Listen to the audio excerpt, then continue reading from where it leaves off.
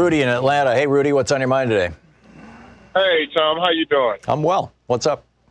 All right, I have a question, but I want to make this statement first. I served in the military. My brother retired in the military.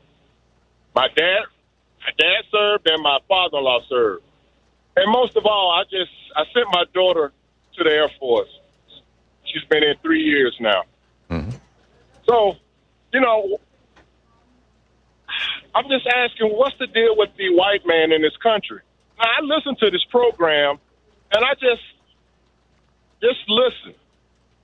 And they say, oh, I'm an independent or whatever they claim to be. And with all the evidence that's been provided, they come up with some lame excuse. Now, if there was someone other than a white man that had done this, yeah, Tom, it's called the Obama test, Rudy. If Obama had done it, would he have been impeached? And they wanted to impeach Obama for wearing a tan suit. They spent a whole week being outraged that he put his feet up on his desk. I'm not making this stuff up, right? He saluted the Marine guy at the as he was getting into the helicopter one, whatever they call that. He saluted him with a coffee cup in his hand. There's just not even an obligation to salute him. But these were the things that Republicans were all bent out of shape with regard to Obama over, and they seriously talked about impeaching him for some of them. Can you imagine if Obama had tried to conspire with China to get himself elected?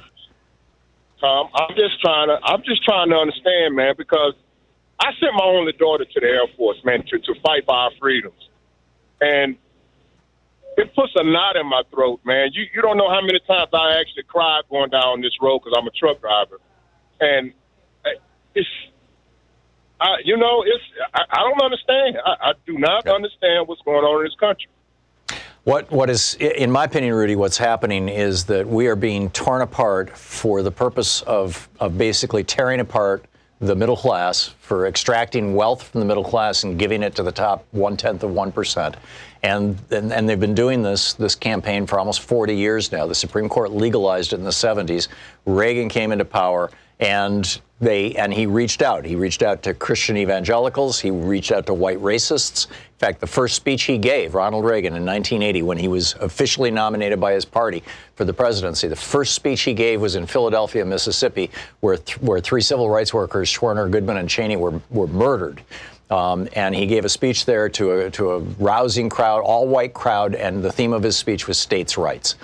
So what have become the pillars of the Republican Party, which is working primarily for the economic interest of a very small number of people. But they have to bring along, they got to get voted into office, so they got to bring along people. And the pillars of the Republican Party now are fundamentalist Christianity with an end times ideology that says, global warming or whatever it may be is all just fine with us. Thank you very much.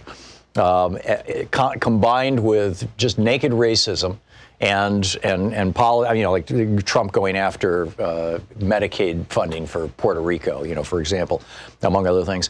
I don't know if you could call the gun nut stuff a subset of that. I guess, an appeal to gun owners or to the manliness of white men, I guess, would be, the clear way of saying it. And they just pick up these groups, that they kind of throw together and create a governing coalition. And meanwhile, the Democrats, if I could just finish this thought, Rudy, and then I'll give you all the time you want. I've got a piece up on Salon.com right now about how, America fell out of love with the Democratic Party in the 90s and the 2000s. And it was because Bill Clinton adopted basically Republican policies in '92 and, cut welfare and rolled back a lot of the LBJ's Great Society and embraced so-called free trade. We've lost 70,000 factories since then. And so, all of that is part of this kind of elitist agenda of the very, very wealthy in this country. And it's tearing us apart. Back to you, Rudy.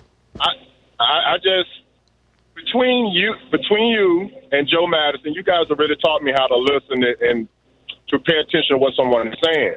Thank you. Yeah, Joe Madison is, And- in my opinion, the finest talk show host in the business right now. And if people Yeah, don't know and- about Joe, or if they don't listen to him, he's on Sirius XM's Urban View channel in the early mornings, from what 6 to 10. He does his show. Yeah. Does that recall? Yeah. Yeah.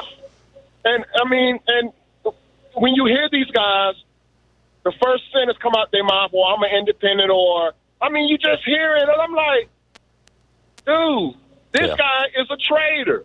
And I don't understand it, Tom. Yeah.